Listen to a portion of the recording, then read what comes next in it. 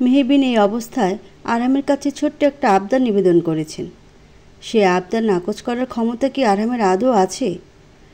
আরহাম কিছুক্ষণ ভেবে সিদ্ধান্ত নিল সে মেহবিনের আবদার পূরণ করবে। আরহাম হালকা গলায় বলল, কোথায় যেতে চাও তুমি? আপনার বাসায় নিয়ে যাবেন আমায়? আমাকে দ্রুত হসপিটাল থেকে ডিসচার্জ করার ব্যবস্থা করুন আরহাম সাহেব। মেহবিন নিজ ইচ্ছে আরহামের বাসায় যেতে চাইছে, যার ফলে কিছুটা অবাক হলেও মেহবিনের কথাকে গুরুত্ব দিয়ে বড় বড় পা ফেলে ডক্টরের সাথে কথা বলতে চলে যায়। ডক্টর জ্যাসমিন মেহবিনকে এত তাড়াতাড়ি হসপিটাল থেকে ছাড়তে না চাইলেও আরহাম তাকে বুঝিয়ে মেহবিনকে ডিসচার্জ করিয়ে বাড়িতে নিয়ে আসে। আরিয়ানও সারা রাত বাড়ির বাইরে ছিল। মধ্যরাতে সে হসপিটালে চলে গিয়েছিল। এখন তার হসপিটালে ডিউটি রয়েছে, তাই আরহামই মেহবিনকে বাড়িতে নিয়ে আসে।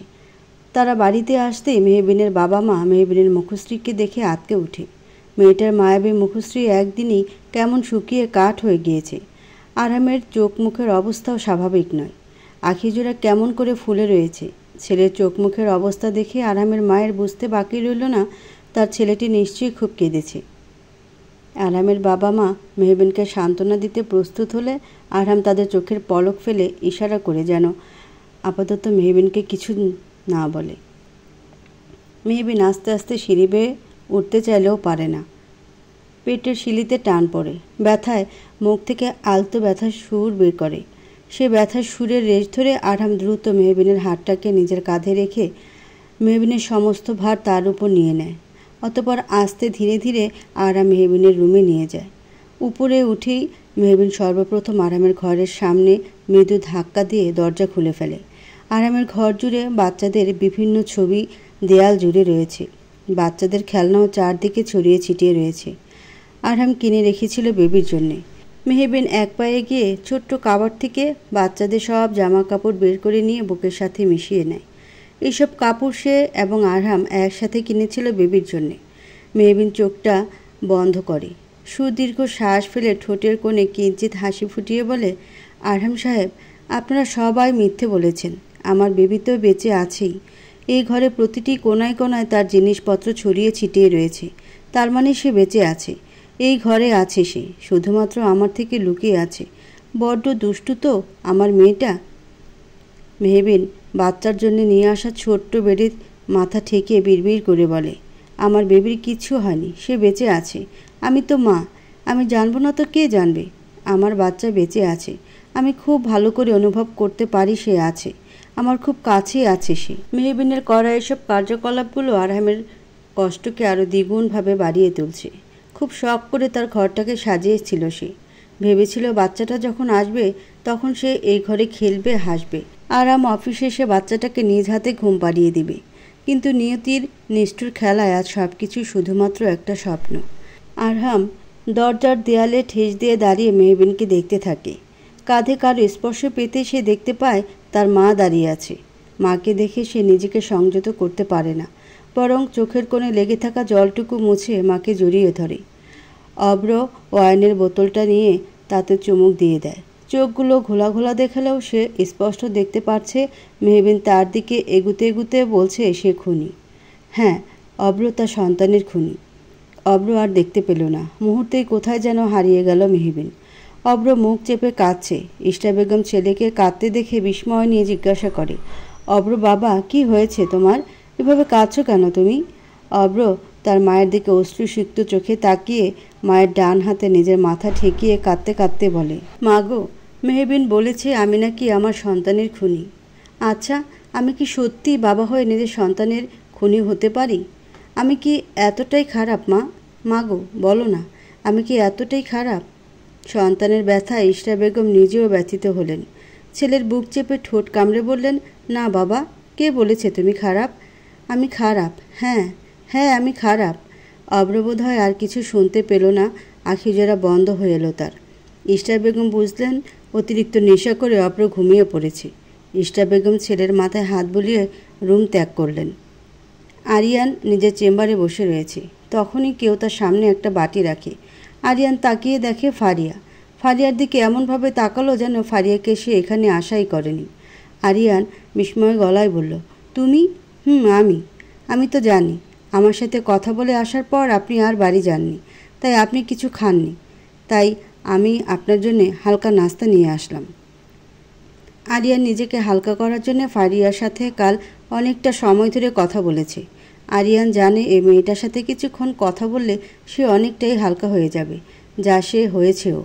আরিয়ানের মাঝে মাঝে মনে হয় মেয়েটার মাঝে এমন কি আছে যার ফলে আরিয়ান মেয়েটার দিকে বারবার আকর্ষিত হয়। আচ্ছা, মেয়েটার নাম তো ফারিয়া, কেন? আরিয়ানের ধারণা মতে নামটা ফারিয়া না হয়ে চম্বকীয় মেয়ে হওয়া উচিত ছিল। আরিয়ানের উদ্ভট ভাবনার মাঝে ফোড়ন কেটে মারিয়া বলল, কি হলো ডাক্তার সাহেব, কি এত ভাবছেন? নাস্তাটা খেয়ে নিন। জি আচ্ছা। আরিয়ান সঙ্গে সঙ্গে বাটিটা হাতে নিয়ে দেখে তাতে আলু পরোটা। আরিয়ান একটা খেয়ে নেয়, অতঃপর ফারিয়ার কথা শোনার জন্য মনোযোগী হয়। ফারিয়া নরম গলায় বলল, দেখুন, আপনি এখন খেয়ে বাড়িতে যান। আপনিও যদি এখন বাইরে বাইরে থাকেন এবং পরিস্থিতি থেকে পালানোর চেষ্টা করেন তাহলে সেটা খুব একটা ভালো হবে না। আরিয়ান নিম্ন সুরে বলল, তাহলে আমি কি করব? আমি বাড়িতে কিভাবে যাব? ভাই এবং মিহুর কষ্ট দেখে আমার নিজের ভেতরটাও যে জ্বলে। তাই বলে এইভাবে পালাবেন? পরিস্থিতি ফেস করতে শিখুন ডাক্তার সাহেব। কঠিন পরিস্থিতি আমাদের জীবনে বহুবার আসবে যাবে, তাই বলে দমে গেলে কিছুতেই হবে না। বরং কঠিন পরিস্থিতিতে আমাদের শক্ত থাকতে হবে। আপনি বাসায় যান। এই সময় আরাম ভাইয়া এবং মেহবিন আপুকে আপনার বড্ড প্রয়োজন। ফারিয়ার কথা শুনে আরিয়ান মুগ্ধ হয়। মেয়েটা কতটা সুন্দরভাবে তাকে বুঝিয়ে দিল। দিনের পর দিন যায়, মাসের পর মাসও চলে যায়। থেকে যায় অতীতের কিছু বিষাক্ত ক্ষত। সেই ক্ষতগুলো চাইলেও মুছে ফেলা যায় না জীবন থেকে। ক্ষতগুলো যেন আজীবন রয়ে যায়। দেখতে দেখতে 4 মাস হয়ে গেল মেহবিনের সন্তান মারা গিয়েছে। সবাই আগের থেকে কিছুটা স্বাভাবিক হলেও মেহবিন হতে পারেনি। শত হলেও মা তো। মেহবিন এখন আরামের ঘরেই সারাদিন বসে থাকে। সারাদিন বাচ্চার খেলনা জামা কাপড়গুলো আগলে রাখে। আরামের রুমের সাথেই আরাম আরেকটা অ্যাটাচ করে রুম বানিয়ে ফেলেছে। সেখানে বাচ্চার সব খেলনা জামা কাপড়, বাচ্চার ছোট্ট বিছানা সব রয়েছে। মেহবিন সেই অ্যাটাচ করা রুমেই সারাদিন থাকে। কারো সাথে প্রয়োজন ছাড়া কথা বলে না। কারো পায়ের শব্দে পেছনে ঘুরে মেহবিন দেখে আরহাম দাঁড়িয়ে আছে। আরহাম ধীর পায়ে এগিয়ে এসে মেহবিনের কাছে এসে শান্ত গলায় বলল, সকাল থেকে কিচ্ছু খাওনি, এবার অন্তত টোস্টটা খেয়ে নাও। তুমি খাওয়ার পরে আমি অফিসে যাব। মেহবিন নির্লিপ্তভাবে জবাব দিয়ে বলল, আমি খাবো না। খাবো না মানে? দেখো মেহবিন, স্টুপিডের মতো অনেক জেদ দেখিয়েছ এতদিন। আমি আর সহ্য করব না। খুব বকবো আমি তোমায়। চুপচাপ খেয়ে নাও। এইভাবে অনিয়ম করতে থাকলে কিন্তু অসুস্থ হয়ে পড়বে। মেহবিন দমে যাওয়া গলায় বলল, আমি সত্যি কিছু খেতে পারবো না আরহাম সাহেব। আমার শুধু নিজেকে ব্যর্থ মনে হচ্ছে। আমি একজন ব্যর্থ মা যে নিজের সন্তানকে রক্ষা করতে পারিনি। সে কখনোই মা হওয়ার যোগ্যতা রাখে না। আমি জীবনের প্রতিটা মুহূর্তেই ব্যর্থ হয়েছি আরহাম সাহেব। আরহাম শীতল গলায় বলল, ব্যর্থতা বলে জীবনে কিছুই নেই। আমরা যখন জীবনের কিছু কঠিন মুহূর্ত এসে নিজেদের পরাজিত মনে করি তখনই আমরা ব্যর্থতা নামক শব্দটা প্রয়োগ করি। জীবনে অনেক কঠিন মুহূর্ত আসবে, কিন্তু তাই বলে কি জীবন থেমে থাকে? ব্যর্থতা থেকেই নতুন ভালো কিছু সূচনা হয়, যদি আমরা চাই। আমি জানি তুমি আপাতত যে সময়টাতে আছো তাতে ভেঙে পড়াটা স্বাভাবিক। আমরাও প্রথমে অনেকটা ভেঙে পড়েছিলাম, কিন্তু এখন নিজেকে শক্ত করো মেহবিন। জীবনটা এখনও শেষ হয়ে যায়নি। মেহবিন আরহামের কথা শুনে প্রত্যুত্তরে কিছু বলল না। নিভু নিভু দৃষ্টিতে জানালার দিকে তাকিয়ে রইল। সন্ধ্যা গড়িয়ে রাত হয়ে গেল। আরহাম অফিসের কাজ সেরে সবেমাত্র অফিস থেকে বেরিয়ে আসবে তখনই বাড়ি থেকে ফোন আসে। মেহবিন নাকি কাউকে কিছু না বলে বাড়ি ছেড়ে চলে গিয়েছে। কথাটা শুনেই আরহামের মাথায় রক্ত চড়ে বসে। আরহাম তার হাত দুটো টেবিলে রেখে বাড়ি দিয়ে বলে, মেহবিন, এইবার দেখবে তুমি আরহাম হাসান তালুকদার কী জিনিস। এবার আমি সহ্য করব না। আমার থেকে দূরে যাওয়ার স্পর্ধা কী করে মাথায় আসলো তোমার? সকলের সামনে আরহাম মেহবিনকে কোলে নিয়ে বাড়ির ভেতরে ঢুকে। মেহবিন হাত পা ছড়াছড়ি করলেও তেমন কোনো লাভ হয় না। বাড়ির ভিতরে ঢুকতেই মেহবিন থমকালো। পুরো বাড়ি বিয়ের সাজে নিজেকে সাজিয়ে তুলেছে। চারদিকে লোকের ছড়াছড়ি, তাদের সাথে আরহামের মা বাবা হাসি মুখে কথা বলছে। আরিয়ান প্যান্ডেলের লোকদের সব কাজ বুঝিয়ে দিয়েছে। বাড়িতে আবার কার বিয়ে লাগলো? কথাটি বারবার মেহবিনের মাথায় ঘুরপাক খাচ্ছে। মেহবিনের অবস্থা খানিকটা বুঝতে পেরে আরহাম মেহবিনের কানে আস্তে করে বলে, কার বিয়ে হচ্ছে তা নয় পরে বলি, কিন্তু আপনি তার আগে আমাকে কোলে থেকে নামান। বাড়ির সবাই দেখলে কি ভাববে? মেহবিনের বলা ব্যক্ত বাণীকে সম্পূর্ণভাবে নাকচ করে দিয়ে আরহাম ধরা গলায় বলল, ছাড়ব না তোমায়, কোলে বসিয়ে রেখে দিব আজীবন, যেন বারবার ফাঁকি দিয়ে পালিয়ে যেতে না পারো। আরহামের কথা শুনে মেহবিন শুকনো ডোক গিলল। আরহামের বলা বাণীটি তার কানে কেমন করে যেন ঠেকল। মেহবিন লক্ষ্য করছে আরহাম তাকে কোলে নিয়ে বাড়ির ভিতরে ঢুকছে, অথচ তাতে কারও কোনো ভাবান্তর নেই। সবাই সবার মতো কথা বলে যাচ্ছে, যা মেহবিনের চিন্তাকে দ্বিগুণভাবে বাড়িয়ে তুলছে। কেউ কেউ তো আরহাম এবং মেহবিনকে এইভাবে দেখে মিটিমিটি হাসছে। মেহবিনের তো ইচ্ছে করছে মাটি ফাঁক করে ঢুকে যেতে, লজ্জায় কুঁচকে আছে। আরহাম তা দেখে স্মিত হেসে মেহবিনকে কোলে নিয়ে সিঁড়ি বেয়ে উপরে যেতে থাকে। মেহবিনের মনে পড়ে যায় কিছুক্ষণ আগের কথা। কিছুক্ষণ আগে মেহবিন ঠিক করেছে সব কিছুর মায়া ত্যাগ করে এই বাড়ি ছেড়ে, এই শহর ছেড়ে সবাইকে ছেড়ে চলে যাবে। কেননা এই বাড়ির প্রতিটা কোনায় কোনায় লুকিয়ে আছে তার সন্তানকে নিয়ে ঘিরে থাকা সকল স্মৃতি, যা প্রতিনিয়ত মেহবিনকে ভিতরে ভিতরে শেষ করে দিচ্ছে। তাছাড়া অব্র বিভিন্নভাবে মেহবিনের সাথে দেখা করার চেষ্টা করছে, যা মেহবিনের পুরনো ক্ষতগুলো পুনরায় জাগিয়ে তুলছে। এমনকি মেহবিন জানে আরহাম তাকে কতটা ভালোবাসে, কিন্তু আরহামের এই অফুরন্ত ভালোবাসার বদলে সে শুধু আরহামকে কষ্ট ছাড়া কিছুই দিতে পারবে না। তাই মেহবিন সিদ্ধান্ত নিয়েছে সে সবার থেকে দূরে চলে যাবে, যেখানে তাকে কেউ পাবে না। মেহবিন তার সিদ্ধান্তে অটল থেকে আরহামকে নিবেদন করার উদ্দেশ্যে ছোট্ট একটা চিরকুট নিয়ে বাড়ি থেকে বেরিয়ে যায়। বাড়িতে রাহেলা এবং মজনু ছাড়া কেউ ছিল না, তারাও বাগানে তাদের প্রেমালাপে ব্যস্ত। এইটাই ছিল মেহবিনের জন্য সুবর্ণ সুযোগ। আরিয়ান প্রথমে বাড়িতে এসে মেহবিনের সাথে দেখা করার উদ্দেশ্যে মেহবিনের রুমে যেতেই সর্বপ্রথম তার চোখ পড়ে টেবিলে রেখে যাওয়া চিরকুটখানায়। আরিয়ান চিরকুটটা খুলে বুঝতে পারে মেহবিন বাড়ি ছেড়ে চলে গিয়েছে। তাই আরিয়ান সময় নষ্ট না করে আরহামকে ফোন করে সবটা জানায়। আরহাম আর দেরি না করে রাগে ফুঁসতে ফুঁসতে তৎক্ষণাৎ অফিস থেকে বেরিয়ে এসে বাড়িতে চলে আসে। বাড়িতে এসে চিরকুটটা পড়ে। রাগে আরহামের মাথায় আগুন জ্বলে ওঠে, কেননা চিরকুটে লেখা ছিল, আরহাম সাহেব, প্রথমেই আপনার কাছে আমি ক্ষমা প্রার্থী। এইভাবে আপনাদের সকলকে না বলে চলে যাওয়ার জন্যে আমি একটা বিষয় খুব ভালো করে রিয়েলাইজ করেছি যে আমি যত বেশি আপনার কিংবা আপনার পরিবারের সাথে নিজেকে যুক্ত রাখব, আপনাদের ঝামেলা ততই বাড়বে। আপনারা আমাকে শতাধিক ভালোবাসা দিলেও আমি তা এক ভাগও দিতে পারিনি, বরং তার বদলে শুধু কষ্টই দিয়েছি। আমি সত্যি এই শহরে আর থাকতে পারছি না, তাই দূরে চলে যাচ্ছি। আশা করি আপনারা কেউ আমাকে খোঁজার চেষ্টা করবেন না। পারলে আরহাম সাহেব নতুনভাবে জীবনটাকে শুরু করবেন, ভুলে যাবেন মেহবিন নামক কোনো কালো ছায়াকে। চিরকুটটা দেখে তেলে বেগুনে জ্বলে ওঠে আরহাম। চিরকুটটা হাতে নিয়ে মুহূর্তে ছুঁড়ে ফেলে দিয়ে আরিয়ানকে কিছু একটা বলে বেরিয়ে যায়। আরিয়ানে বুঝেছে আজ তার ভাই যা খেপেছে আর সত্যি মেয়র রক্ষে নেই। আরিয়ান মনে মনে মেহবিনের জন্য দোয়া করতে থাকে এবং কাজে লেগে পড়ে, কেননা তার ভাই যে তাকে অনেক বড় গুরুদায়িত্ব অর্পণ করেছে।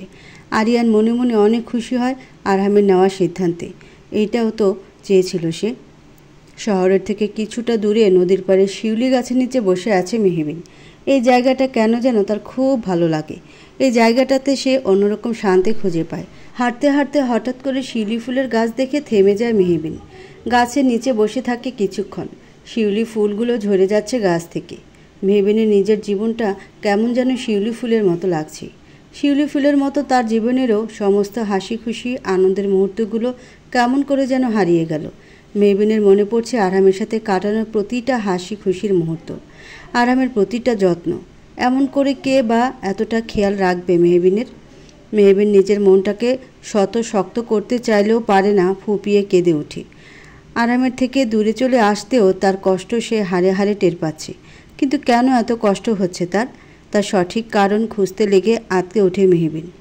সেই যেই অনুভূতি থেকে পালিয়ে বেড়াচ্ছে, সেই অনুভূতিটাই কি তবে তাকে নিজের মায়ার জালে জড়িয়ে ফেলল? আরহাম তখনই তার গাড়িটা মেহবিনের থেকে কিছুটা দূরে সাইডে রাখে। আরহামের গাড়ি দেখে কিছুটা বিস্ময় নিয়ে তাকিয়ে থাকে মেহবিন। আরহাম এখানে কি করে এলো? কি করে জানলো মেহবিন এখানে থাকতে পারে? তখনই তার মনে পড়ে যায় একদিন পূর্ণিমার রাতের কথা। আমাকে যদি কখনো হারিয়ে ফেলো, তবে আমায় খুঁজতে থেকো কোনো শিউলি গাছের ফুলের ভিড়ে। সেখানে আমি শিউলি ফুলের মাঝে নিজেকে লুকিয়ে রাখব। মেহবিন আনমনে কথাটি বলে ফেলেছিল। তখন আরহাম শুনে বলেছিল, তোমার শিউলি ফুল ভালো লাগে?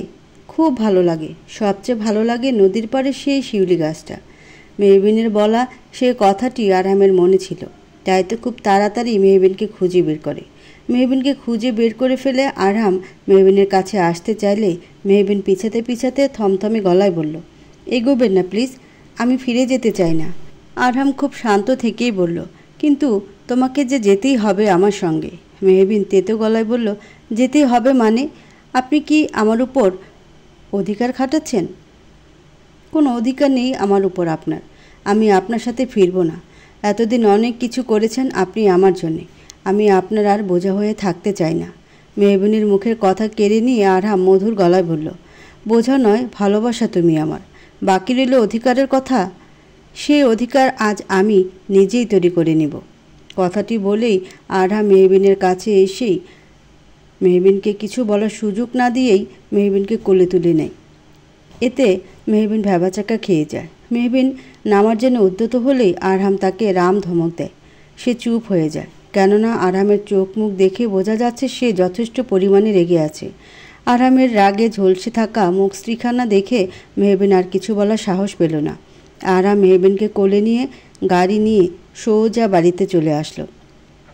বাড়িতে এসেই মেহবিন দেখতে পেল বাড়িতে ছোটোখাটো বিয়ের আয়োজন করা হয়েছে।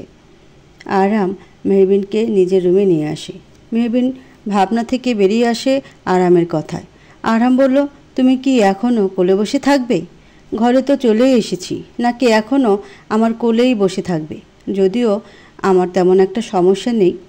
মেহবিন আরামের কথায় আরেক দফা লজ্জা পায়। সে দ্রুত আরামের কোল থেকে নেমে আসে। সে এখন আরামের ঘরে। আরহাম কাউকে গলা উঁচিয়ে হাঁক করে ডাকে। আরামের গলা শুনে কিছু মেয়েরা বিয়ের শাড়ি গয়না বিছানায় রেখে দিয়ে চলে যায়। মেহবিন সব কিছু দেখে বিস্মিত হয়ে বলে, এইসব বিয়ের জিনিস কিসের জন্যে? আরহাম মেহবিনের কানের কাছে গিয়ে ফিসফিস করে বলে, আজ যে আমাদের বিয়ে ম্যাডাম, এইগুলো তোমারই বিয়ের শাড়ি গয়না।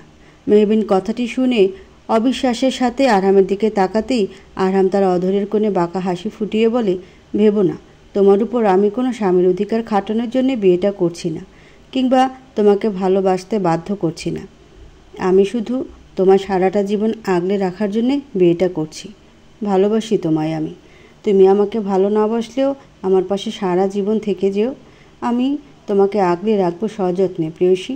অতঃপর আরহাম মুখশ্রীতে কাঠিন্য ভাব এনে বলল, তোমাকে আমি কখনোই নিজের থেকে দূরে চলে যেতে দেব না। তুমি কখনো আমার থেকে দূরে যেতে পারবে না, কেননা সেই অধিকার আমি তোমাকে দেইনি। প্রাক্তন স্ত্রী এখন নিজেরই ভাইয়ের বউ হবে, কথাটি ভাবতেই গা শিউরে ওঠে অব্রের। ভালোবাসার মানুষটি অন্য কারো হয়ে যাবে? মেহবিনকে তো সে অনেক ভালোবাসে। তাহলে অব্র কিভাবে মেহবিনকে অন্য কারো বউ হতে দেখবে? না, অব্র কিছুতেই দেখতে পারবে না। অব্রের কাছে খবর এসেছে তালুকদার বাড়িতে নাকি বিয়ের আমেজ পড়েছে। আজকে আরাম এবং মেহবিনের বিয়ে। কিছুটা হুট করে বিয়েটা ঠিক করা হয়েছে। কিছুক্ষণ আগে জানতে পেরেছে অব্র, কিন্তু অব্র তা কিছুতেই হতে দিবে না। সে খুব ভালো করেই জানে মেহবিন তাকে এখনও ভালোবাসে। সে অন্য কাউকে কিছুতেই বিয়ে করবে না। ইশরা বেগম ছেলের জন্য খাবার নিয়ে এসে দেখে তার ছেলে এক প্রকার কোনো মরণ যন্ত্রণায় ভিতরে ভিতরে কাতরাচ্ছে। ছেলের কাছে জানতে চাইলে তার ছেলে তাকে এক প্রকার এড়িয়ে গিয়ে চলে যায়। এতে ইশরা বেগমের চিন্তা খানিকটা বেড়ে যায়। আরহাম এবার মেহবিনের দিকে এগোতে এগোতে ভাবুক কণ্ঠে বলে, চিরকুটে কি লিখেছিলে যেন? আমি যেন তোমাকে ভুলে যাই, রাইট? মেহবিন ঘন ঘন পলক ফেলল। ভয়ে বুকটা বারবার কাঁপুনি দিচ্ছে তার। মনে হচ্ছে এক্ষুনি আরহাম তাকে চেপে ধরবে, গিলে একেবারে খেয়ে ফেলবে। আরহামের গাম্ভীর্যপূর্ণ বাণীগুলো তার কাছে কেমন যেন ভয়ঙ্কর ঠেকছে। সে মুখ থেকে শব্দ বের করার পূর্বেই আরহাম ঝাঁঝালো গলায় বলল, আর কি যেন বলেছিলে? আমি যেন নতুনভাবে শুরু করি, তা আবার অন্য কারো সাথে? How dare you Mehbin! এতটা সাহস তোমাকে আমি কবে দিয়েছি? মেহবিন স্থির হয়ে দাঁড়াতে পারল না, পিছাতে লাগলো। আরহাম রোষপূর্ণ দৃষ্টি মেহবিনের দিকে নিক্ষেপ করে একেবারে মেহবিনের কাছে এসে পড়ল। যতটা কাছে চলে এলে একে অপরের নিঃশ্বাস, একে অপরের বুকের ভেতরের কাঁপুনি গভীরভাবে অনুভব করা যায়। আরহাম মেহবিনের চোখে চোখ রেখে বলল, হাউ হার্টলেস ইউ আর! কোনো হার্ট নেই তোমার, কোনো অনুভূতি বোঝার ক্ষমতা নেই। না হলে ওই চিরকুটটা লিখে যেতে পারতে না।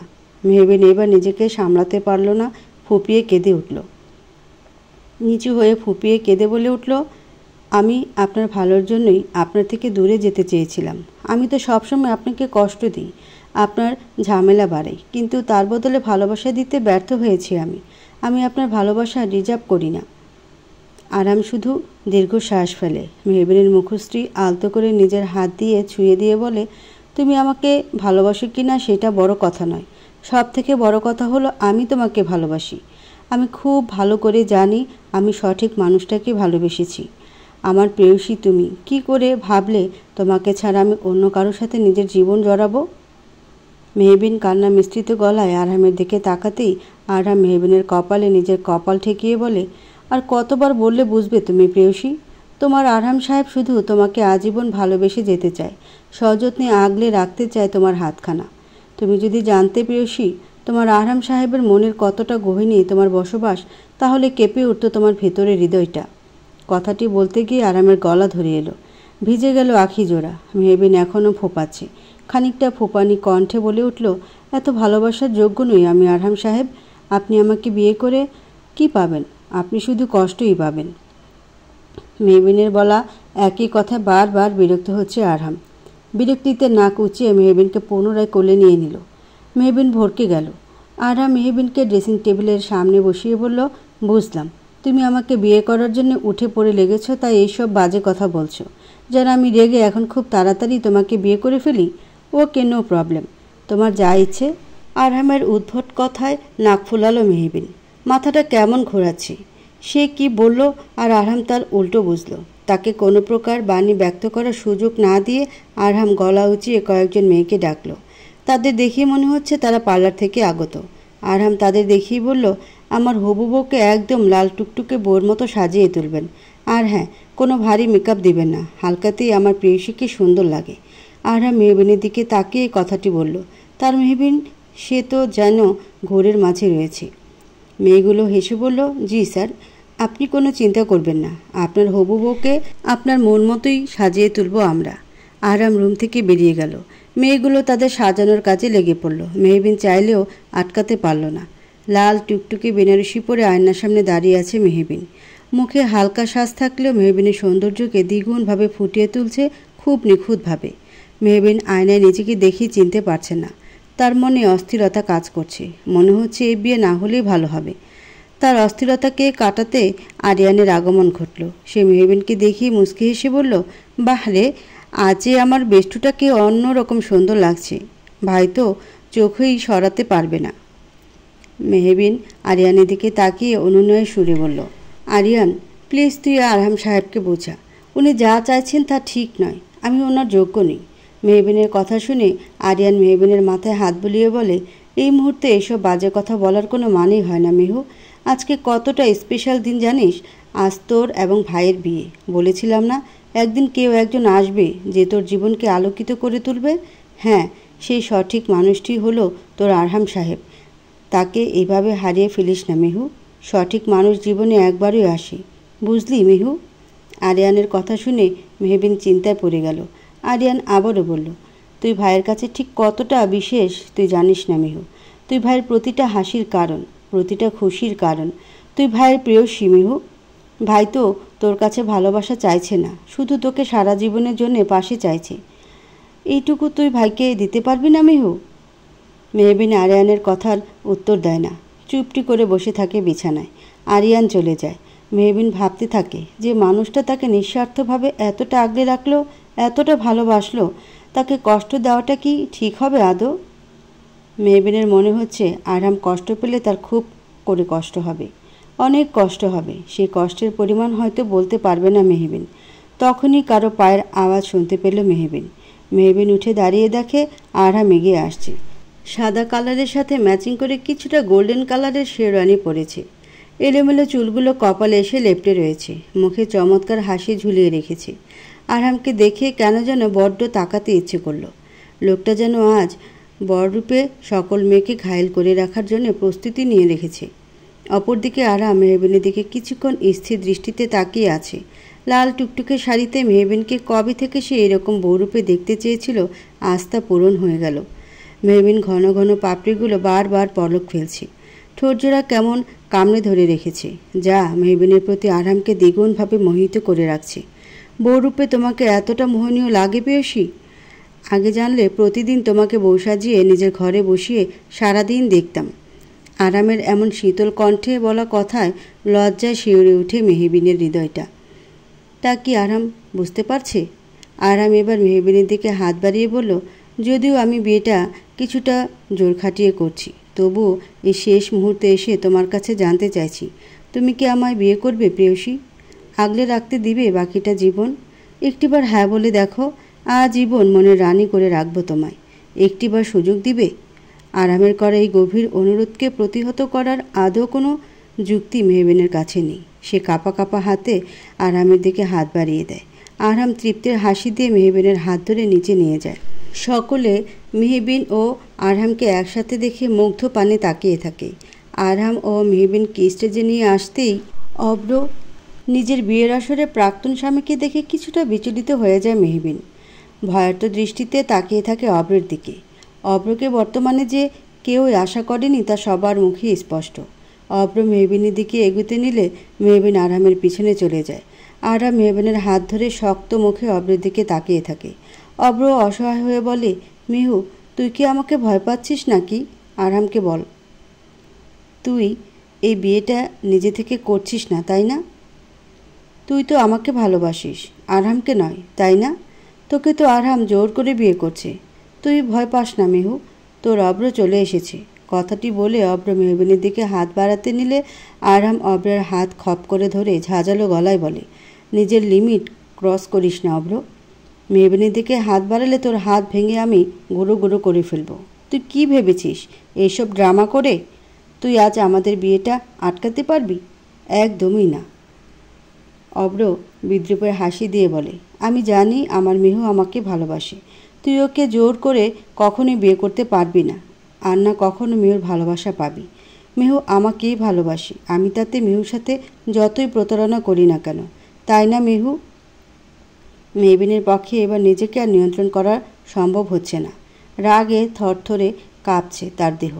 সে আরামের সামনে এসে অব্রের সামনাসামনি দাঁড়ায়। অতঃপর রোষপূর্ণ দৃষ্টি অব্রের দিকে নিক্ষেপ করে বলে, ভালোবাসা? আর তোমাকে? তোমাকে কখনো ভালোবাসা যায় না অব্র, তোমাকে শুধু ঘৃণা করা যায়। আর তুমি আরহাম সাহেবের সাথে নিজের তুলনা করছো? আরহাম সাহেবের জায়গায় যেতে হলে তোমাকে একাধিকবার জন্ম নিতে হবে অব্র। অব্র মেহবিনের দিকে ছলছল দৃষ্টিতে তাকিয়ে খুব ভালো করে লক্ষ্য করে আজ মেহবিনের চোখে শুধুমাত্রই ঘৃণা রয়েছে। কিন্তু একসময় সেই চোখে শুধু অব্র নিজের প্রতি ভালোবাসা দেখতে পারত। সেই সব কিছুর জন্য অব্র নিজেই দায়ী। পাশ থেকে 2-3 জন মহিলা একে অপরের দিকে তাকিয়ে আরামের বাবা মাকে উদ্দেশ্য করে বলতে লাগলো, এ কেমন মেয়ে রে বাবা, এক ভাইকে ডিভোর্স দিয়ে আরেক ভাইকে বিয়ে করছে, আর আপনারাও এই মেয়েকে নিজের বাড়ির বউ করে নিয়ে আসছেন। আপনাদের মতো শিক্ষিত উচ্চবিত্তশালী মানুষদের কাছে এমন আশা করিনি। আরেকজনও তাল মিলিয়ে বলতে থাকে, শুনেছিলাম আবার আরামের ভাইয়ের বাচ্চা পেটে নিয়ে আরামের বাচ্চা বলে চালিয়ে দিয়েছিল। কী সব যুগ এসেছে রে, ছি। থাকে একজনের সাথে এবং দোষ চাপায় আরেকজনের ঘাড়ে। এই মেয়ের চরিত্রে ঠিক নেই। মেহবিন কথাটি শুনে চুপ হয়ে যায়। শেষে কিনা তার চরিত্র নিয়েও তাকে এতগুলো বাজে কথা শুনিয়ে দিল। মেহবিনের চোখ ভিজে যায়। আরহামের বাবা মা কিছু বলার আগেই আরহাম চিৎকার করে বলে, ব্যাস, অনেক বলে ফেলেছেন। আমার হবু স্ত্রীকে নিয়ে কোনো প্রকার বাজে কথা আমি আরহাম হাসান তালুকদার শুনব না।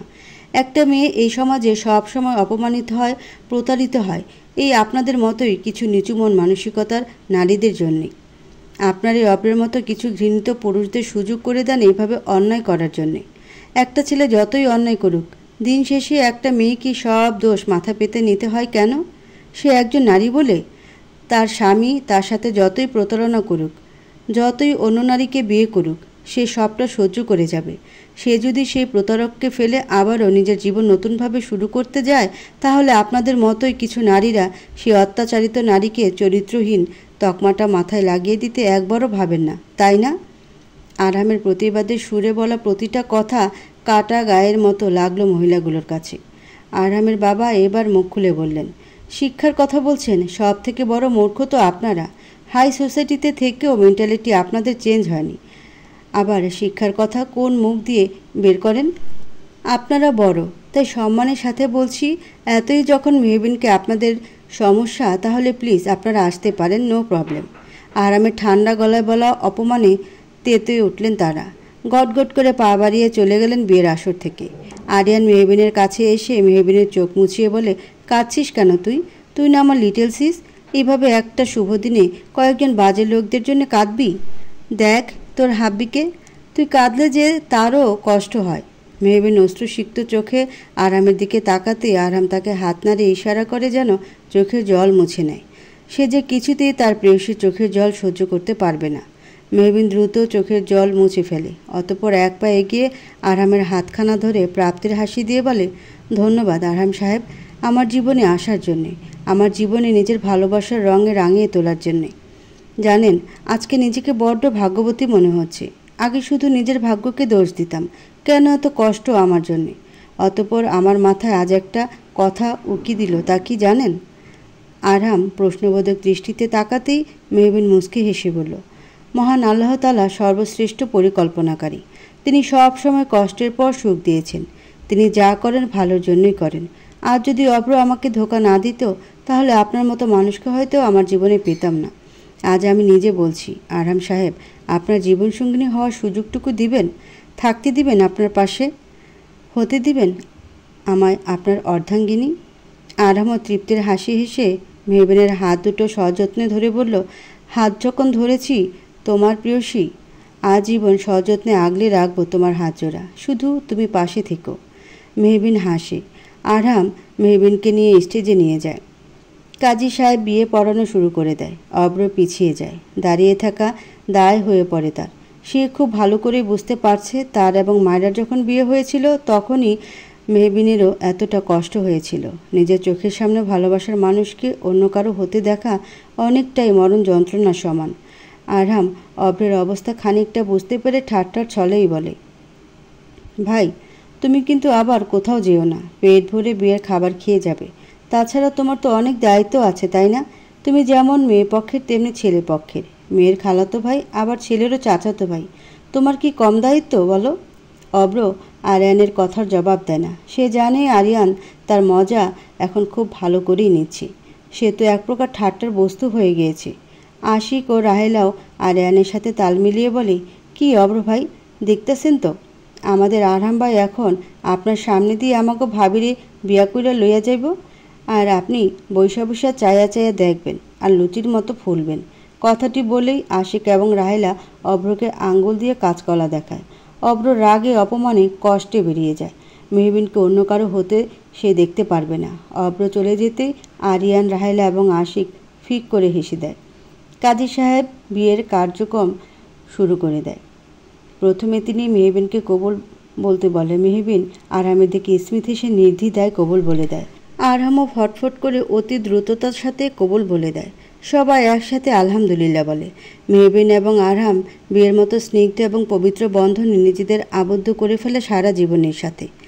বিয়ে শেষ হওয়ার পরে আরাম মেহবিনের কানে ফিসফিস করে বলে, আজ থেকে তুমি সত্যি মিসেস আরাম হাসান তালুকদার হয়ে গেলে প্রেয়সী। মেহবিন লজ্জায় মাথায় নিচু করে ফেলে। সেই লজ্জামাখা মুখশ্রীর দিকে তাকিয়ে আরাম অদ্ভুত মুগ্ধতা নিয়ে তাকিয়ে থাকে। বিয়ের অনেকটা সময় পরে ফারিয়া আসে। তার আজকে পরীক্ষা ছিল, তাই আসতে কিছুটা দেরি হয়ে যায়। ফারিয়াকে দেখে কিছুক্ষণের জন্য স্থির হয়ে দাঁড়িয়ে থাকে আরিয়ান, কেননা আজ প্রথমবার সে ফারিয়াকে শাড়ি পরতে দেখেছে। গোলাপি রঙের শাড়ি পরেছে ফারিয়া, বেশ মিষ্টি লাগছে ফারিয়াকে। ফারিয়া আরিয়ানকে দেখেই আরিয়ানের সামনে আসে। ফারিয়াকে দেখে আরিয়ানের ঘোর কাটে। ফারিয়াকে দেখে আরিয়ান তড়িঘড়ি করে বলে, এতটা লেট হলো যে? এক্সাম তো ছিলই, তার মধ্যে আবার ট্রাফিক জ্যাম, তাই দেরি হয়ে গিয়েছে। বিয়েটা হয়ে গিয়েছে? কিছুক্ষণ আগেই হয়ে গেল। ফারিয়া মন খারাপে সুরে বলে, ইস, আমি মিস করে গেলাম। যাই বলো, আজকের বিয়ের আসরটাকে আরেকটু আলোকিত করতে বোধ হয় এভাবে ভয়ঙ্করী রূপ ধারণ করেছ তুমি। আরিয়ানের দুষ্টুমি ছলে বলা কথা বুঝতে পেরে ফারিয়া মুচকি হেসে বলে, কিন্তু আমার দিকে কি কারো লক্ষ্য রয়েছে আরিয়ান সাহেব? বিয়ের বাড়ির মেয়েদের নজর এখন আরাম ভাইয়া এবং আপনার উপরেই। এইভাবে গোল্ডেন শেরানি পরে তামিল হিরোদের মতো না আসলে বুঝি আপনার হতো না? আরিয়ান ফারিয়ার দিকে ঝুঁকে বলে, আর ইউ জেলাস? ফারিয়া মুখ ঘুরিয়ে মুচকি হাসে। ফারিয়া এবং আরিহানকে অনেকক্ষণ ধরে লক্ষ্য করছেন আরহামের মা। তালুকদার বাড়ির নিয়ম, বিয়ের স্টেজ থেকে বাড়িতে প্রবেশ করার সময় নতুন বউকে কোলে নিয়ে বরকে বাড়িতে প্রবেশ করাতে হবে। যথারীতিতে আরহাম মেহবিনকে কোলে নিয়ে বাড়িতে প্রবেশ করে। যদিও মেহবিনের লজ্জা অনুভব হচ্ছিল। বাড়িতে প্রবেশ করার সঙ্গে সঙ্গে তাদের উপর ফুলের বর্ষণ হয়। বউরূপে আরামের রুমে বসে আছে মেহবিন। চারদিকে বিভিন্ন ফুল দিয়ে সাজানো হয়েছে তাদের বাসর ঘর। আজ থেকে মেহবিন আরামের সত্যিকারের বউ। মেহবিন কখনো ভাবেনি তার জীবনে এমন খুশির মুহূর্তও আসবে। বাইরে আরিয়ান এবং আরামের কাজিনরা আরামকে ঢুকতে দিচ্ছে না। তাদের ভাষ্যমতে টাকা না দিয়ে বাসর ঘরে ঢোকা যাবে না। মেহবিন ভাবল এবার একটু চেঞ্জ করে নেওয়ার দরকার। তাই মেহবিন খাট থেকে নামতে নিলেই ঘরের লাইট সব বন্ধ হয়ে যায়। মেহবিন ঘাবড়ে যায়। তখনই গর্ভবতী অবস্থায় ডিভোর্স পেপার হাতে নিয়ে অব্রের বাড়ির সামনে দাঁড়িয়ে আছে মায়েরা। সে আজ নিজের মনকে হাজারোবার ক্ষত বিক্ষত করে বুঝিয়েছে অব্র তার নয়। অব্র শুধু মেহবিনকেই ভালোবাসে। তাহলে মিছিমিছি বিয়ের মতো সম্পর্কটা বয়ে চলার কোনো মানেই হয় না। মায়েরা খুব ভালো করে বুঝতে পারছে অব্রের কাছে তার কিংবা তার সন্তানের কোনো মূল্যই নেই। তাদের বিয়েটাও এখন অব্রের কাছে বোঝা মাত্র। তাই মায়েরা উকিলের সাথে কথা বলে তাদের ডিভোর্স পেপারটা তৈরি করিয়ে ফেলেছে। এখন শুধু অব্র সাইন করে দিলেই ডিভোর্সটা হয়ে যাবে। অব্র আজীবনের জন্য মায়েরার থেকে মুক্ত হয়ে যাবে। মায়েরা একবার ভাবলো ছুটে গিয়ে অব্রের রুমে গিয়ে ডিভোর্স পেপারটা দিয়ে আসবে, কিন্তু অব্রের বাড়িতে যাওয়ার সাহসটুকু তার আসছে না। কত স্বপ্ন, কতটা আশা নিয়ে অব্রের সাথে অব্রের বাড়িতে প্রবেশ করেছিল, আজ তা নিমিষেই শেষ হয়ে যাবে। মায়েরার কপালে বিন্দু বিন্দু ঘাম এসে জমাট বাঁধে। বুকের ভিতরে ঝড় বইতে থাকে। তবুও মায়েরা নিজেকে শক্ত করার প্রয়াস করে। অব্র দেয়ালে মাথা ঠেকিয়ে বসে থাকে। চোখে কেমন জল এসে জমাট বেঁধে রয়েছে। একটু হলে যেন গড়িয়ে পড়বে। অব্র জোরে শ্বাস নিয়ে মেহবিনের ছবিটা নিয়ে আপন মনে বিড়বিড় করতে থাকে। মেহু, একটা ভুলের জন্য তুই আমাকে এত বড় শাস্তি দিলি? আরামকে বিয়ে করে নিলি মেহু? কেন করলি? আমার যে বড্ড কষ্ট হয় রে। এই সীমাহীন কষ্ট লাঘব করব কিভাবে? ইশরা বেগম তড়িঘড়ি করে ছেলের কাছে ছুটে এসে বললেন, অব্র বাবা, তোকে এতটা দুর্বল লাগছে কেন? তুই ঠিক আছিস তো? অব্র জোরানো কণ্ঠে বলল, মা, আমি ঠিক আছি। আমাকে নিয়ে এতটা চিন্তা করো না তুমি। ছেলের মুখ দেখে খুব ভালো করেই ইশরা বেগম বুঝতে পারলেন ছেলে তাকে মিথ্যে বলছে। ছেলের মিথ্যে বুঝতে পেরে ইশরা বেগম তার ছেলের কপালে হাত রেখে ঘাবড়ে ওঠেন, কেননা অব্রের আগুনের মতো শরীর গরম হয়ে রয়েছে। ইশরা বেগম থার্মোমিটার দিয়ে ছেলের জ্বর মেপে দেখলেন প্রায় 100 ডিগ্রির উপরে জ্বর। ছেলের এত ঘাড় কাঁপানো জ্বর দেখে মুহূর্তেই চোখে জল আসলো ইশরা বেগমের। বাসর ঘরে হঠাৎ সব লাইট বন্ধ হয়ে যাওয়ায় মেহবিনের মনে কিছুটা আতঙ্কে এসে হানা দেয়। সে চটজলদি উঠতে নিলে অনুভব করে তার ঘাড়ে কারো ঘন ঘন নিঃশ্বাস উপচে পড়ছে। মেহবিন স্থির হয়ে দাঁড়িয়ে থাকে কিছুক্ষণ। নিঃশ্বাসের শব্দে সে টের পেয়ে যায় পেছনে থাকা ব্যক্তিটি আর কেউ নয়, স্বয়ং তার আরহাম সাহেব। আরহাম তার হাত ধরে আস্তে আস্তে ধরে বারান্দার দিকে নিয়ে যেতে থাকে। চারদিকে শুধু ঘন কালো অন্ধকার। শুধু চাঁদের আলো এসে বারান্দাকে নিজের আলো দিয়ে আলোকিত করছে। হাতে কোনো কিছুর স্পর্শ পেতে মেহবিন চোখ পিটপিট করে দেখে আরহাম হাঁটু গেড়ে ডায়মন্ডের আংটি মেহবিনের আঙ্গুলে পরিয়ে দিচ্ছে। ছোট্ট ডায়মন্ডের পাথরের আংটিটা অদ্ভুত সুন্দর লাগছে মেহবিনের অনামিকায়। আরহাম হাঁটু গেড়েই মেহবিনকে বলল, পছন্দ হয়েছে? মেহবিন স্মিত হেসে বলে, একদম। আরহামও ঠোঁটে চমৎকার হাসি ঝুলিয়ে বলে, জানো প্রেয়সী, আজ আমি ইচ্ছে করেই আমাদের ঘরে সব লাইট বন্ধ করে দিয়েছি। আজ পূর্ণিমার চাঁদ উঠেছে, দেখেছ? আজ যেহেতু আমাদের বাসর রাত, তাই এই রাতে তোমাকে কি আমি নর্মালভাবে দেখতে পারি? তাই ভাবলাম আমি আমার প্রেয়সীকে বিশেষ রাতে চাঁদের আলোতে দেখব। মেহবিন মাথা নিচু করে ফেলে। আরহাম মেহবিনের হাতে নিজের হাত রেখে মুগ্ধ গলায় বলে, চাঁদের আলোয় তোমার মুখশ্রীটা কতটা মায়া, কতটা স্নিগ্ধতা ধরা দিচ্ছে, তা যদি তুমি দেখতে তাহলে নিজের মুখশ্রীর প্রেমে পড়ে যেতে। আজ যেমন আমি বারবার প্রেমে পড়ে যাচ্ছি নিজের সদ্য নববধূকে দেখে। মেহবিন আরেক দফা লজ্জা পেয়ে যায় আরামের শীতল কণ্ঠে বলা মধুর বাণী শুনে। আরাম আরেকটি প্যাকেট মেহবিনের হাতে ধরিয়ে দেয়। মেহবিন প্রশ্নবোধক দৃষ্টিতে আরামের দিকে তাকাতেই আরাম মিষ্টি হাসি উপহার দিয়ে বলে, খুলে দেখো, আরেকটা গিফট তোমার জন্যে। মেহবিন বেশ কৌতূহল নিয়ে প্যাকেটটা খুলে দেখে একটা ছবির ফ্রেম। ছবির ফ্রেমটা দেখেই চোখের পানি নিজের বাঁধ ভেঙে গলায় বেয়ে বেয়ে মেঝেতে গড়িয়ে পড়তে থাকে। কেননা ছবির ফ্রেমে আরহাম, মেহবিন এবং মেহবিনের ছোট্ট মেয়ের সন্তানটি রয়েছে, যাকে আরহাম এবং মেহবিন একসাথে কোলে নিয়ে দাঁড়িয়ে আছে। ছোট্ট বাচ্চাটা ছবিটাতেও তোয়ালাতে মোড়ানো রয়েছে, চোখ বুজে আছে, মুখটা অস্পষ্ট। যেমনটি আরহাম হসপিটালে দেখেছিল ঠিক তেমনই ছবিটা এঁকেছে। আরহামের নিখুঁত শিল্পীর ফলে ছবিটাকে জীবন্ত মনে হচ্ছে। মেহবিন চোখ বন্ধ করে ছবিটাকে জড়িয়ে ধরে বুকের মাঝে। আরহাম এগিয়ে এসে মেহবিনের চোখে জল মুছে বলে, একদম কাঁদবে না কিন্তু। আমি আগেও বলেছি আমার প্রেয়সীর চোখের জল আমি সহ্য করব না। যখনই বেবির জন্য মন খারাপ করবে তখনই এই ছবিটা বের করবে, কেমন? মেহবিন সঙ্গে সঙ্গে আরহামকে জড়িয়ে ধরে বলে, ধন্যবাদ আরহাম সাহেব, এতটা মূল্যবান উপহার দেওয়ার জন্যে। আরহাম এবার মেহবিনের কানের কাছে গিয়ে শীতল কণ্ঠে বলে, আমারও কিন্তু গিফট পাওনা রইল তোমার কাছে। আরহামের শীতল কণ্ঠে বলা বাণীটা মেহবিনের ভেতরে তোলপাড় সৃষ্টি করে দিল মুহূর্তেই। কি উপহার? খানিকটা কাঁপা কাঁপা গলায় মেহবিন কথাটি বলতেই আরহাম মেহবিনের দিকে এগিয়ে আসতে নিলে মেহবিন তৎক্ষণাৎ নিজের হাত দিয়ে শাড়িটা খামচে ধরে। মনে তার অদম্য ভয় জন্ম নেয়। আরহাম কি আজকেই মেহবিনের কাছে তার স্বামীর অধিকার চেয়ে বসবে? কিন্তু মেহবিন তো এখনও সম্পূর্ণভাবে তৈরি নয়। তার তো সময় প্রয়োজন, তা কি আরহাম বুঝবে? মেহবিনকে সম্পূর্ণরূপে অবাক করে দিয়ে আরহাম মেহবিনের কপালে ভালোবাসার স্পর্শ এঁকে দেয়। অতঃপর নরম গলায় নিজের প্রেয়সীকে বলল, এই অধিকারটুকু আমাকে তোমার দিতেই হবে প্রেয়সী, কি দেবে তো? মেহবিন চোখ বন্ধ করেছিল আরহামের ঠোঁটের স্পর্শে তার শরীরে অনুভূতিগুলো কেমন দুলে উঠছিল। অতঃপর মেহবিন চোখ বন্ধ করে আলতো হাসে, যার অর্থ এই অধিকারটুকু তার আরহাম সাহেবকে দিয়েছে। আরহাম আবারও মেহবিনকে কোলে তুলে নিল। অতঃপর ফুলের বিছানায় মেহবিনকে বসিয়ে কিছুক্ষণ চুপ থেকে বলল, প্রেয়সী, আমি তোমাকে আগেও বলেছি, এখনও বলছি, আমি তোমাকে শুধু নিজের পাশে পেতে চাই সারাটা জীবন। তোমার হাতটা ধরতে চাই। তুমি কখনো আমাদের বিয়েটাকে বোঝা মনে করো না। এই বিয়েটা হলেও কখনো আমি তোমার কাছে নিজের স্বামীর অধিকার কিংবা ভালোবাসা চাইব না। তাই এতটা নার্ভাস হওয়ার কোনো দরকার নেই। তুমি আমার পাশে থেকো, দ্যাটস এনাফ। আরহামের কথা শুনে মেহবিন কিছুটা ভরসা পেল। তাহলে আপাতত গুড নাইট মিসেস মেহবিন আরহাম হাসান তালুকদার। আপাতত আপনি ঘুমিয়ে পড়ুন, আমি সোফায় গিয়ে ঘুমাচ্ছি। আরহাম মেহবিনের গালে হাত রেখে কথাটি বলে উঠে চলে যেতে নিলে মেহবিন আরহামের হাত ধরে আটকে বলে, সোফায় যেতে হবে না, বিছানাতেই ঘুমিয়ে পড়ুন।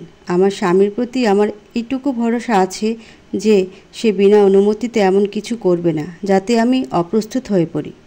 আরহাম আবার কিছুক্ষণ চুপ থেকে মেহবিনকে শক্ত করে জড়িয়ে ধরে বলল, ভালোবাসি তোমায়, আজীবন ভালোবাসতে চাই। আমাকে কখনো ছেড়ে যেও না, কখনও না। না হলে তোমার আরহাম সাহেব যে বড্ড একা হয়ে যাবে। তুমিহীনা ছন্ন ছাড়া হয়ে যাবে তার জীবন। আরহামের আবেগ মাখা কথায় মেহবিন আরহামের বুকে মাথা রেখে দিল পরম শান্তিতে। অব্র জ্বরের ঘোরে বিড়বিড় করতে লাগলো, মা, আমি তো মেহুকে অনেক ভালোবাসি, তবুও মেহু আমার হলো না, অন্য কারো হয়ে গেল নিমিষেই। আহা, সে যে কি কষ্ট রে মা, মরণ যন্ত্রণার থেকেও বড্ড কষ্টকর। ছেলের মুখে এমন কষ্টকর করুণ সুরে বলা আর্তনাদে বুক কেঁপে উঠল ইশরা বেগমের। নিজেকে তিনি দুষতে লাগলেন ছেলের এমন পরিণতির জন্যে। অব্র আবারও চটজলদি বলে উঠল, না মা, মেহুর তো কোনো দোষ নেই, সব দোষ আমার। আমি এতটাই খারাপ, এতটাই পাপী যে আমার সন্তানটাও পৃথিবীর আলো দেখতে পারল না। না, মেহু একদম ঠিক করেছে। আমার মতো প্রতারক মেহুর কেন কারো ভালোবাসাই রিজার্ভ করে না। ইশরা বেগম অব্রের কপালে আবারও হাত দিলেন। না, জ্বর বেড়েই চলেছে, ডাক্তারকে এখন ডাকতেই হবে। অব্র এখন তার নিজের অবস্থায় নেই। কথাটি ভেবে ইশরা বেগম দ্রুত ডাক্তার ডাকতে চলে গেলেন।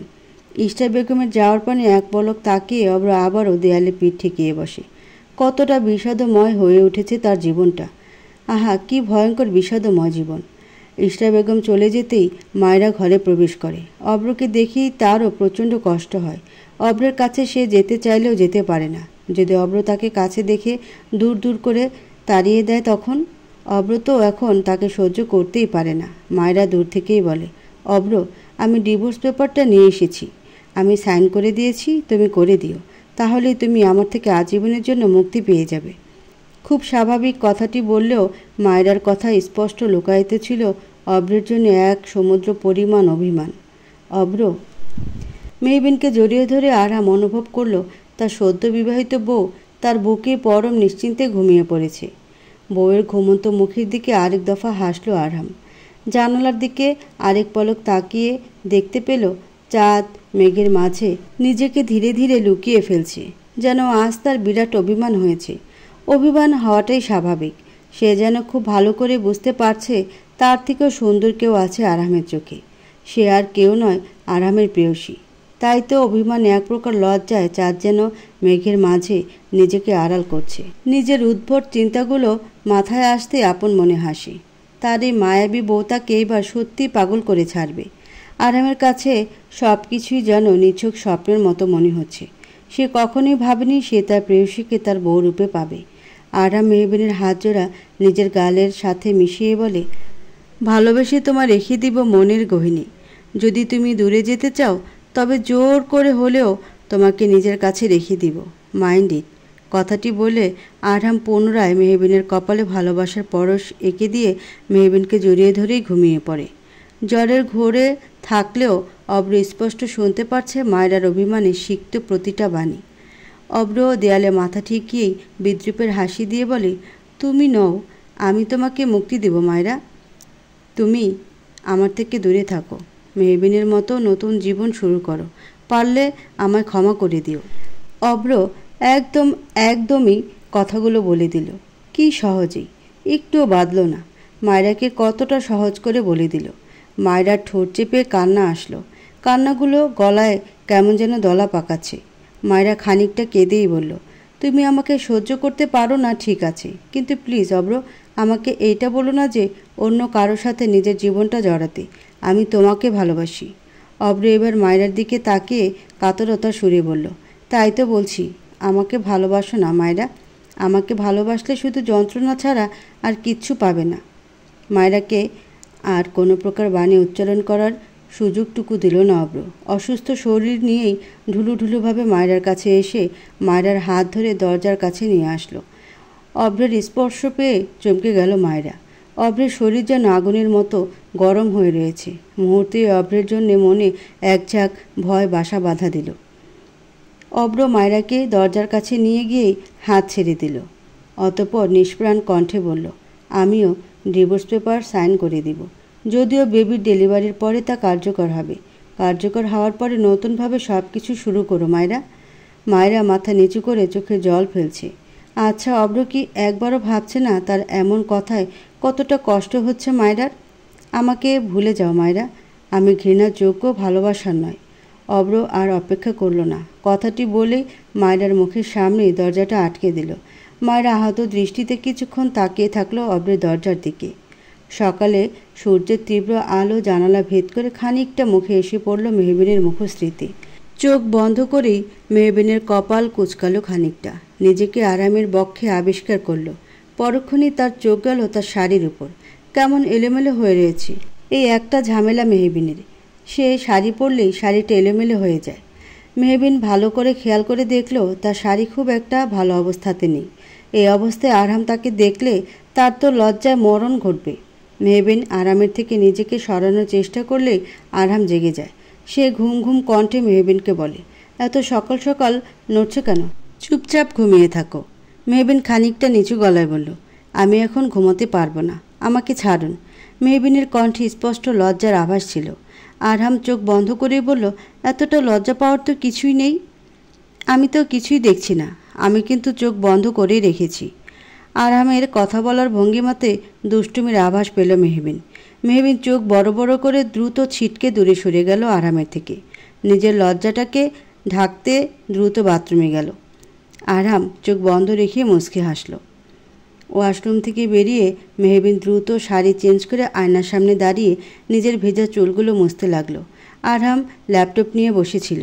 সামনে থাকা সদ্য স্নান নেওয়া রমণীকে দেখে তার আখি জোড়া কিছুক্ষণ স্থির হয়ে গেল।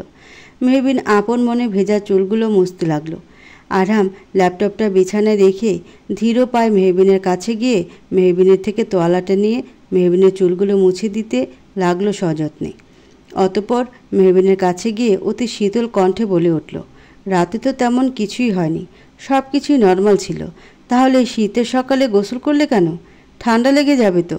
আরামের কথায় আরেক দফা লজ্জা পায় মেহবিন। মুখের লজ্জায় লাল রং এসে ধরা দেয়। আরামের আজ হয়েছেটা কি? কথায় কথায় শুধু মেহবিনকে লজ্জা দিচ্ছে।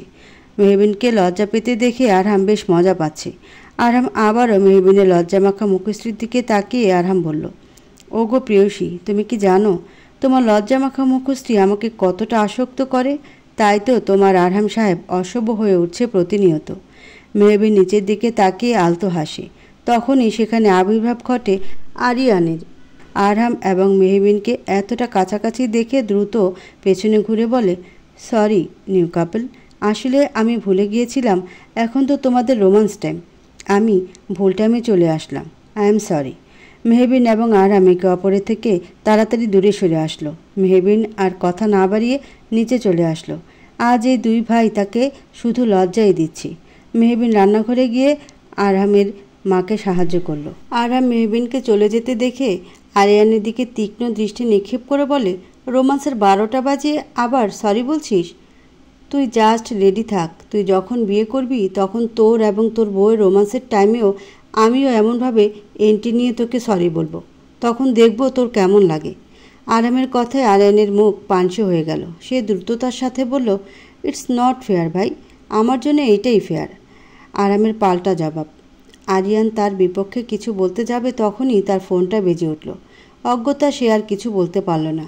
সে ফোনের স্ক্রিনে তাকিয়ে দেখে ফারিয়ার ফোন। সে বিড়বিড় করে বলল, ভাই নিশ্চয়ই ম্যাজিক জানে, না হলে বউর কথা বলল আর তারই ফোন চলে আসলো। কি বললি তুই? কিছু না, আমি আসছি ভাই। আরিয়ান কথাটি বলে এক প্রকার কেটে পড়ল। মেহবিন বারান্দায় দাঁড়িয়ে ফুলের গাছে পানি দিচ্ছিল। আরামের বারান্দা বেশ বিশাল। বিশাল এই বারান্দাটিতে বিভিন্ন ফুলের সমাহার। এই ফুলের সমাহারে মেহবিন প্রাণ ভরে নিঃশ্বাস নেয়। তখনই হুট করে তার পা পিছলে পড়ে যেতে নিলে আরহাম মেহবিনের কোমর চেপে ধরে নিজের বুকের মাঝে আবদ্ধ করে রাখে। অব্র দৃশ্যটি দেখে নিজেকে সামলাতে পারে না। আখিজোড়ায় জলগুলো নিজের নিয়ন্ত্রণ হারিয়ে অব্রের গাল বেয়ে গড়িয়ে পড়ছে। অব্রের শরীরে জ্বর থাকা সত্ত্বেও সে আজ অফিসের উদ্দেশ্যে বেরিয়েছিল। অব্রের অফিসটি যাওয়ার পথে আরহামের বাড়িটি পড়ে। অব্র যখন গাড়ি নিয়ে অফিসে যাচ্ছিল তখনই বারান্দায় মেহবিনকে দেখে গাড়ি থামিয়ে দেয়। নিষ্প্রাণ দৃষ্টিতে কিছুক্ষণ তাকিয়ে থাকে তার ভালোবাসার মানুষটির দিকে। যদিও সে জানে তার ভালোবাসার মানুষটি এখন অন্য কারো, তবুও ভালোবাসার মানুষটিকে এক পলক দেখার লোভ অব্র কিছুতেই সামলাতে পারল না। তখনই তার সামনে ঘটনাটি ঘটে গেল। আরহাম এবং মেহবিনকে এত কাছে দেখে তার বুক চিরে দীর্ঘশ্বাস বেরিয়ে এলো। গাড়ি ঘুরিয়ে ফেলল তৎক্ষণাৎ। মেহবিন আরহামের বুকে মাথা ঠেকিয়ে দাঁড়িয়ে থাকে। আরেকটু হলে সে পা পিছলে পড়ে যেত বারান্দা থেকে। মেহবিন আরহামের বুকে মাথা রেখে স্পষ্ট শুনতে পারছে আরহামের হৃদয়ের স্পন্দন কতটা গতিশীল হয়ে গিয়েছে। হয়তো সেও কিছুক্ষণের জন্যে ভয় পেয়ে গিয়েছিল তার প্রেয়সীকে হারানোর। আরহাম কিছুক্ষণ স্থির দাঁড়িয়ে থাকে। মেহবিনকে নিজের থেকে ছাড়িয়ে নিল। অতঃপর মুখের গাম্ভীর্য ভাবে নে মেহবিনের বাহু চেপে ধরে ক্ষিপ্ত গলায় বলে, how stupid you are Mehbin.